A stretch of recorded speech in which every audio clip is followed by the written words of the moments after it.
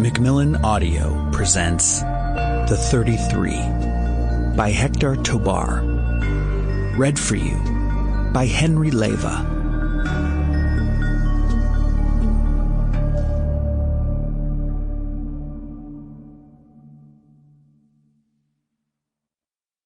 Prologue. Cities in the Desert. The San José mine is located inside a round, rocky, and lifeless mountain in the Atacama Desert in Chile. Wind is slowly eroding the surface of the mountain into a fine grayish-orange powder that flows downhill and gathers in pools and dunes. The sky above the mine is azure and empty, allowing an unimpeded sun to bake the moisture from the soil. Only once every dozen years or so does a storm system worthy of the name sweep across the desert to drop rain on the San José property. The dust is then transformed into mud, as thick as freshly poured concrete.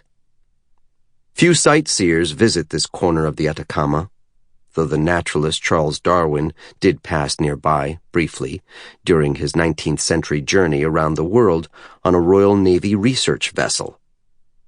The locals told him scientifically implausible stories that link the rare rains to earthquakes. The vastness of Atacama and the absence of animal life surprised Darwin, and in his journal he described the desert as a barrier far worse than the most turbulent ocean. Even today, birders who pass through this part of Chile note that there are few, if any, avian species to be found. In the deeper desert, the only conspicuous living presence is of mining men and the occasional woman riding in trucks and minibuses to the mountains where there is gold, copper, and iron to be extracted.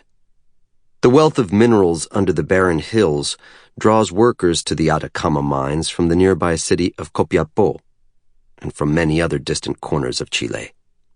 Juan Carlos Aguilar travels the farthest to reach the San José, more than 1,000 miles. The shape of Chile on a map is that of a snake, and Aguilar's trek to work takes him along half the snake's body. His weekly commute begins in the temperate rainforests of southern Chile.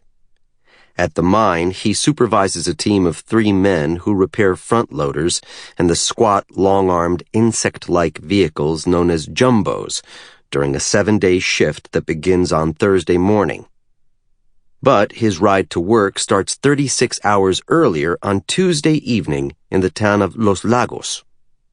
No local job pays as well as his gig in the desert, so he settles his weary, middle-aged body into a Pullman bus and watches as the shadows of beech forests, eucalyptus tree farms, and mountain rivers pass by his window. The weather matches his mood. The sky is overcast and raindrops beat on the windows, as they usually do when he sets out for work. The average precipitation in the region of Chile he calls home, at the 40th parallel of the southern hemisphere, is 102 inches a year. One of the mechanics in the supervisor's 3-man crew lives somewhat closer to the mine.